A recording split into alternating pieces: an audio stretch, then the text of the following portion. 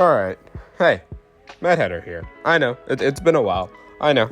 There's really no excuse I can have for this, right? I haven't uploaded in like 4 trillion years.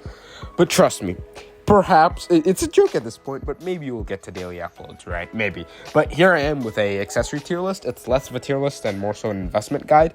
Once again, with Guardian Tales, it's like impossible to do like proper tier lists. You generally have to do them for specific purposes. This is an investment priority tier list from a new player to mid-game to end-game. In what order are you pretty much going to be investing in accessories? Which ones can you pick up early, level them up, build them? Which ones should you put on your characters? And as per usual, please, for the love of God, listen to the explanations. Like, please, don't click in like 1 second in or look at the thumbnail or skip to the end and be like, yeah, man, this is shit. Just please listen, man. It's not that hard. If you're going to have an opinion on something, at least pay attention to it, okay? All right, here we are. Now, yeah, this is an investment priority. So what is going to give you the biggest bang for your buck as soon as possible? Otherwise, of course, your typical endgame accessories would just be at the top, but a lot of them are not efficient for your investment early on, whether it be offering chain stones, gold, whatever it may be. It just may not be worth it early game. Now, I'm going to just straight up add a tier called F tier, right? This is definitely necessary. Oh, crap. Just let me type in it, man. This tier is very much so necessary because there's some absolute honkers out here. Straight up, nothing wolf ring. This thing is just bad. It just straight up is useless. It's significantly worse than every other early game option. And it obviously and very much so does not scale well into anything ever. It is just bad. Please never pick this up. Rabbit's Foot is slightly better where it's somewhat useful, but it's still not useful at all. Angel's Necklace is not a half bad Ocean Earring substitute if you don't have it, but if you have Ocean Earring, this thing becomes like F tier, D tier. D and F tier are going to be F tier you just never use. Like genuinely, F tier you do not use. D tier you can put on like filler characters, like if you're trying to do early game world exploration and shit, it's fine to run it because it's not too hard and it somewhat gets the job done, but don't invest into these. That's what D tier is for. C tier is like, it's okay, you can I guess use it until you get a replacement, but actually C tier is way too generous. C tier is way too generous. D tier you can run it, but you're really going to want a replacement for it soon. Rosary, same thing. F tier, trash. This could realistically be in C tier. I just don't want to put it there because some goons are going to be like, what, Angel Necklace is C tier, kill yourself. But no, Ring of Fortress is a solid B tier option. I mean, this thing is pretty damn good early on, where you may not have as many defensive accessory options, where you may not have, your Mad Panda Brooch, Dark Crown Ring, actually, my bad. Those are all great options, some of them being the best options. You just may not have them, so Ring of Fortress does a really, really good job. It's a good investment, has decent stats, and you can run it on your tank, which it's probably going to be what you use it on. However, if, you need more tankiness on your non-lead characters, it works there. It's just not going to be too optimal, but it is a good pickup early game. It does fall off mid game because you're transitioning into the Black Crown Ring right here, and then you're transitioning into the Mad Panda Brooches. You just get much better defensive options, really, so it falls off. So once you transition to that mid game portion, it's like a C D tier at best. It's a C tier at worst, but it's a B tier when you're an early game player, so I'm going to put it there. Next up, let's look at a shield. Let's look at Captain Advanced Mirror. This is going to piss a lot of people off. Captain Advanced Mirror, in my opinion, is an F tier option for early to mid-game players because it doesn't do anything for you, ever, right? It's useful on, 3 characters max, and even then you probably don't want it on those characters for most of the time you're going to be using them.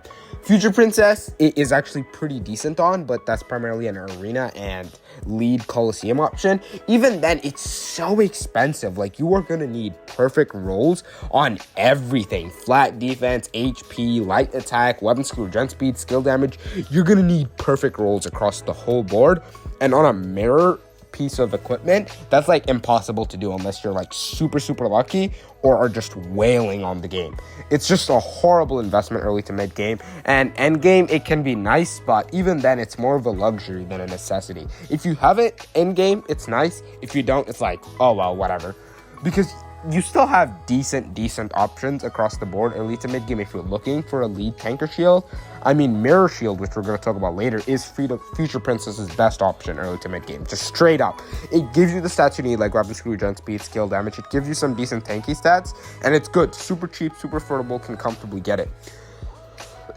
And if you're talking about Ogma, if you're using him in raids, you literally have Blade Shield, which you can just run, which is also cheap, gives you the attack, gives you the stats you need, and it's going to be fine. You really don't need to, whale out for this. But if you're like an end game player or a mid to end game player looking to get a better Ogma, this can, like, I guess, move up to, like, D tier, but if you really have Ogma and you're building a raid team, this is a C tier pick, like investment order wise. But other than that, early to mid game, it is really low. I guess it is better than these three, but it's just horrible to invest in because you could put in 20, 30 Octane Chain Stones and get nothing. So yeah, it's just not a win-win ever.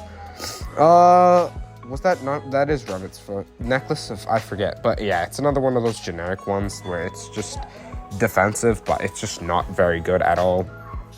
Crap, I don't know why you would use this over anything you get, like Sharpshooter. You have Gold Pocket Watch. Heck, even Greed Earrings, pretty good. None of these, they're just bad. Goddess Statue, horrible, right? Just straight up bad. Obsidian Earring is pretty bad. Crescent Earring is not too horrible, so investment priority-wise, if you don't have, like, Sharpshooters, you can run it for a bit, but I think it's going to be, like, peak of D tier. These aren't things that are going to progress with you for more than, I don't know, a couple days of gameplay, maybe a week or two at best. They just don't have much longevity, excuse me.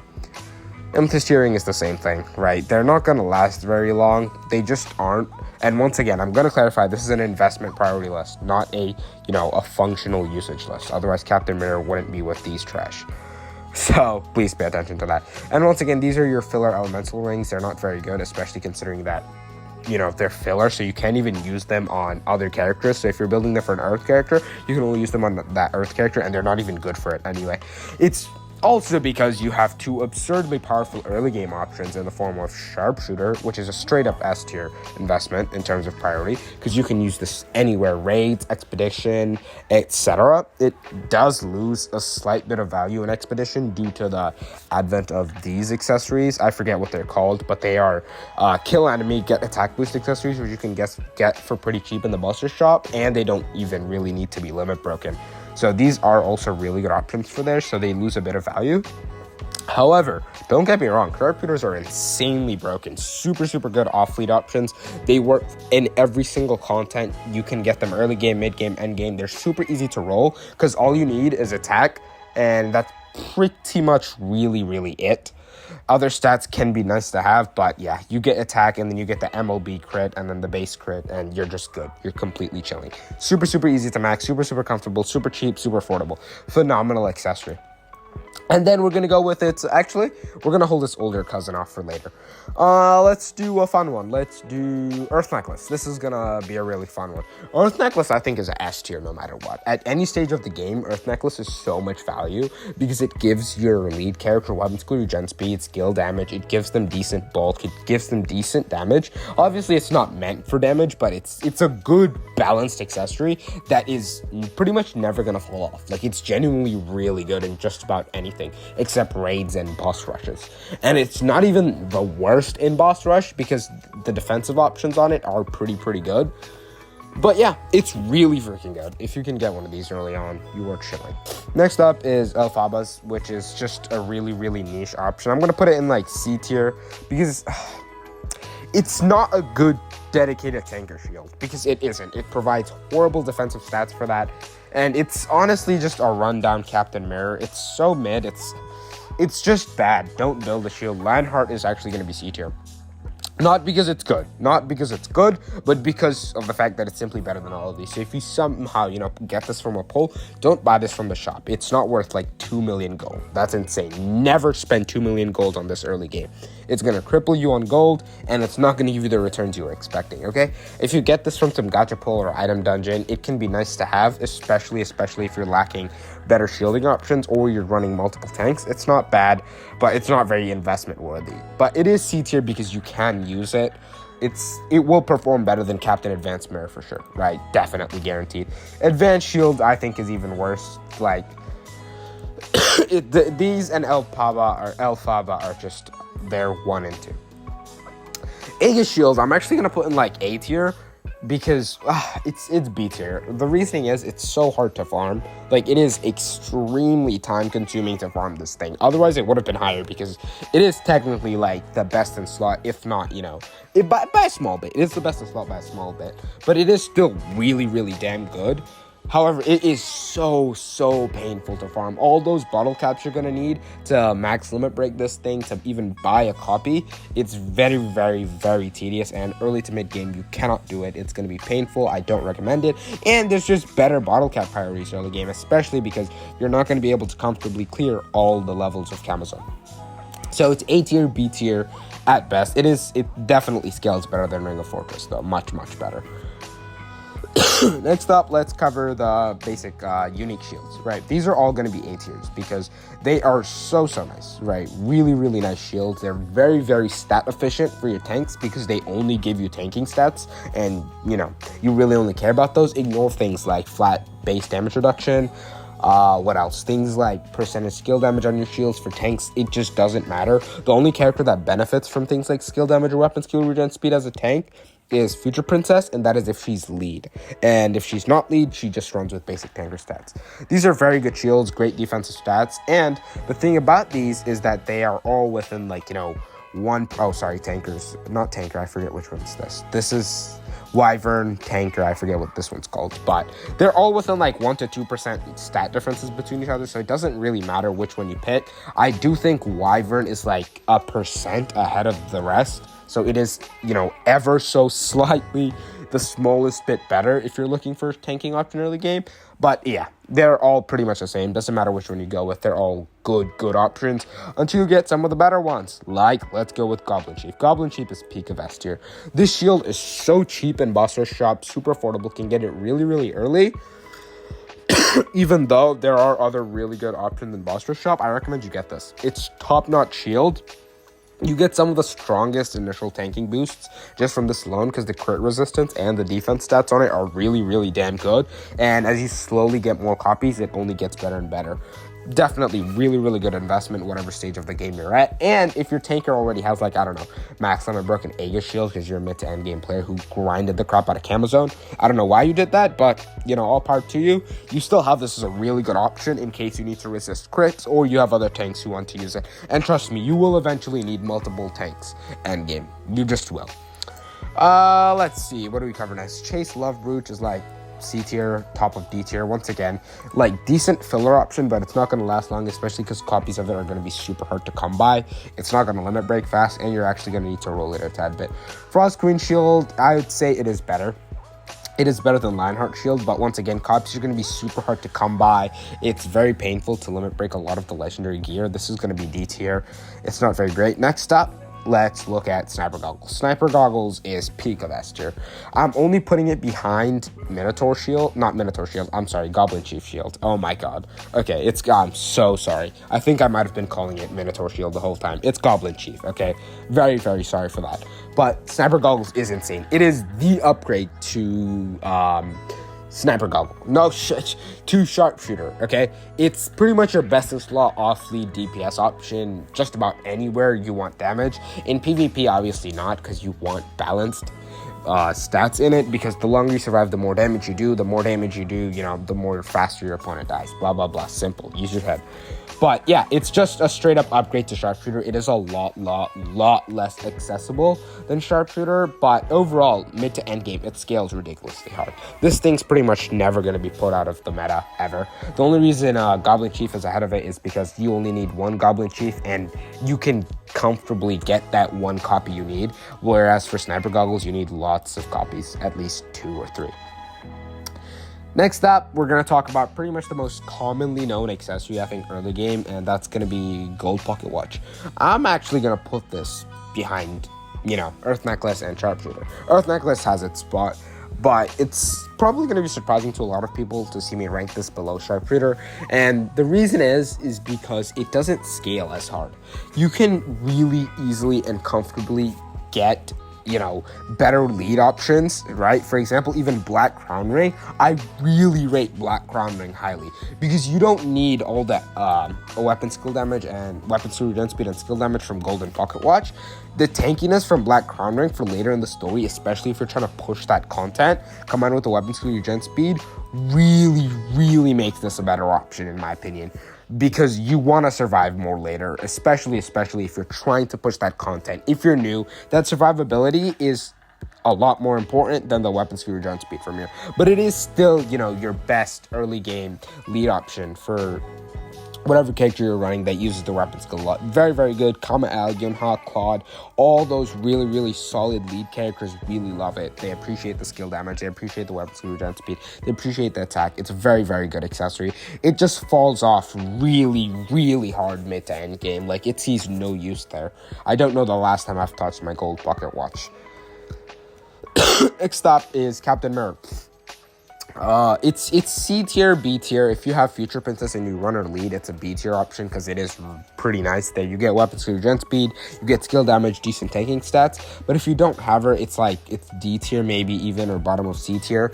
So it really depends on how you're playing your Future Princess. I don't think a lot of people run her lead now because there's just so many good characters to pull for, so many different functions you can cover with them. They very commonly, get overshadowed. So it's very hard for Future Princess to be run as lead nowadays, which is why I think this falls over here. Next up, let's see. Let's do Ocean Earring. Ocean Earring is a solid A tier option. Actually, it's not even A tier. I think it's S tier. It's straight up S tier because it is very good. It's to this date, still the best in slot healer accessory. Nothing has topped it so far. And yeah, you get it early game, you use it early game, use it mid game, use it end game. It is the best in slot traditional healer accessory, because Ascended Karina uses something else because she heals off of damage. But your traditional healers like Maya, Sia, etc. will and pretty much be almost always using it unless, you're using them for PvP and you have more luxurious options like Earth Necklaces or Mad Panda Booches for tanking. Otherwise, it still is your best in slot healer option. Now, this is going to be one major lump sum, and that's going to be all the mirror accessories. Mirror accessories are bottom of B tier. I'd put them even lower, except a lot of goons would get angry. They notice Martyr isn't up here yet because Martyr is significantly better than all of these in my opinion, and these are just not worth it. They are so ridiculously expensive, like unbelievably ridiculously expensive to roll. There have been times where I've spent dozens upon dozens of Life and Chain Stones. Not even just me, like just about every player that has actually played Guardian Tales for a decent period of time knows how hard it is to roll these into the stats you need. It's super expensive with Option Chain Stones that are better off spent, on actual gear that you gain benefit from, like everything in S tier. Pretty much every EX you use for your DPSs, they all will benefit so much more than some random mirror accessory just not getting the rolls you want. Not worth it early to mid game. Do not touch these, please. Some people will be like, oh, but I got lucky and did it. Who cares, man? You won the lottery. That's great. Okay? I won the lottery too. I've spent 112,000 gems in a row without getting a single white box. Okay? I've won the lottery too. Not a good one, but I have won it. So RNG is not on everyone's side. You have to understand that. Let's talk about the special case. I think this is A tier. It's your poor man's Earth Necklace, and it can actually sometimes be better than Earth Necklace. So it is A tier or top of B. Early game, it's top of B tier. It's not very good for early to mid game because in your PvP, you're going to be running things like, for example, Mad Panda Brooch, Ring of Fortress, or Black Crown Rings anyway, if you're trying to go for more balanced options. But it is not bad. It is a pretty good option. This makes me sad. Ice Queen Ring is not as bad as people would like to have you believe. And I'm not saying this just because I have 4 of them. This is not cope. Trust me, please. It is not as bad as people say. Okay, it might be a bit of cope. Okay, you can't hate me for it. I have 4 of these. I have to show them somehow. I have to convince myself that I was not unluckily lucky. Okay, they're not that bad. They are only beaten. They also don't even really need max limit broken because they only get HP if I remember correctly. I haven't played the game in like 3 weeks. Okay, I've been super busy. But yeah, like unless you have a maxed out mirror necklace, it's not gonna be a worse option. It is only a worse option if you have a maxed out mirror necklace, and I think it's beaten by maxed out Minotaur necklace. So if you either have max mirror or a high to max rolled Minotaur, it's only beaten then. So it's not even a bad option. If you get it, your water team is going to be chilling with Accessory, and you can put off on a water Minotaur necklace for a long time. But water isn't even that insane anyway. It's mainly dark, basic, and earth. Primarily dark, and then second basic. So it's not that great. I just hope you get a stupid broken, stupid broken water hero, so you can absolutely be chilling. But other than that, it's whatever. Next up, Blade Shield. Blade Shield is very, very niche in what it does. It is like your best early to mid-game DPS tanker option that doesn't use their weapon skill, so Gunma pretty much, right? Gunma is Ogma with his Gun EX, which I think is called right? Whatever it's called. So it's going to be C tier because it is niche. It's only useful on him. You don't want to run this on Craig. And never run this on Craig or any other character that actually wants to tank, because it is just offensive stats like raw attack. So other than that, it's pretty bad. Black Crowning, in my opinion, is S tier. This thing is so freaking good.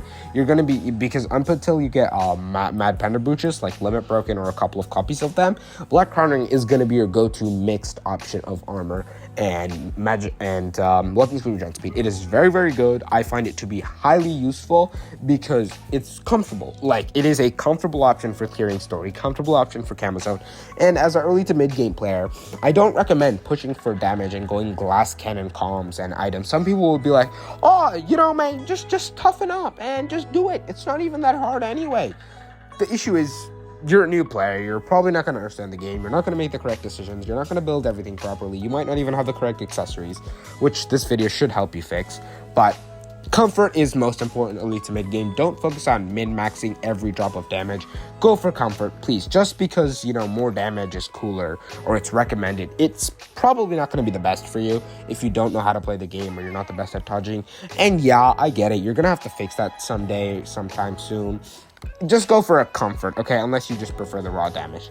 These two, their early game value depends on what you need more. But Black Crown Ring scales so much harder more than Gold Pocket Watch. It is actually pretty useful mid game. I still have a copy that I occasionally use end game. It is actually pretty good. Mad Panda Booch is peak of S tier. I mean, come on, this thing is pretty much the best installed defensive accessory on any tank or any character throughout the entire game, unless you have Earth Necklace or Mirror Martyr Necklace, and those are situational, and MPB can technically even be better than them, depending on the situation. And for PvP, MPB is pretty much going to be best in slot just about anywhere. It's monsters. Minotaur Necklace is going to be the same thing. I'm actually going to put it behind Mad Panda Booch because damage is less important. As I said, early to mid game, it's mainly about comfort and actually being able to clear content. You can have enough damage and clear content, but that's going to require you to either dodge well enough or get lucky with your AI or just have the sheer stats or team composition needed to beat it. In that situation, I do recommend just the comfort of having a bit more tankiness more. Like, genuinely, you will realize that having just that extra bit of tankiness is going to be a lot nicer than having that extra bit of damage. It's going to be a lot less stressful. Judge Shield, it's a better Blade Shield, so I can't really, you know, hate on it. It's a really expensive boss rush shield, which actually, nah, it's top of C tier. It's a really expensive boss rush shield that isn't very affordable for early game players, especially mid game players, since there's so many other higher priorities for you there, like so many other goodies that you're going to want to prioritize more as an early to mid game player. End game, it's a nice luxurious option for your DPSs like Pogma, but other than that, it's not really great. I still don't have one. I just run a maxed up Captain Mirror Shield, but at the same time, it is a Captain Mirror Shield. So once again, those are luxuries, not necessities, especially early to mid game. Minotaur Shield, with the advent of Goblin Chief Shield, it's actually fallen really hard from grace. Oh, what? Why did I pick? Okay, hold on. Where'd Minotaur Shield go? Oh, it's A tier. But, yeah, that's not a bad spot. I'd just say it's bottom of A tier. Top of A tier, or bottom of S tier. I'm going to put it bottom of S tier because it's not a bad option still. It's just worse than Goblin Chief Shield, especially because getting Minotaur Shield means you slow down your Mad Panda Booch grind or your Minotaur Necklace. I recommend going for Mad Panda Booch first, just because, once again, comfort, it's easier to build, and it gets your tank pretty much set and ready to go for the time being, and you can move it around much more comfortably, unlike your Minotaur necklace, which is pretty much going to be locked to one elemental type of DPS lead. So yeah, don't. It's A tier. It's kind of the opportunity cost nowadays. It's a really good shield still. Like, you're not going to be disappointed by its performance. The only reason it's an A tier is because of the opportunity cost of getting it over Goblin Chief. That's it. Otherwise, it would be an S tier investment option. It's just Goblin Chief shields. Come on, like Goblin. Goofy ass shields, useless. You just have better. Like, it's hard for all the other unique shields to survive because you have these three. Once again, nope. Angel Shield's actually not bad. It can be a decent option. It's just, once again, you're going to run into the issue of limit breaking it. Greed Ring, I'd say it's slightly better than all of them here because you can run it on off-lead characters. Greedy Earring, I'm going to put, like, it's not bad. Yeah, this is a good spot for it. It's not a horrible off-lead investment. It's just not great either. Excuse me. Now, if I remember these correctly, they are they're going to be B tier. They're good B tier options.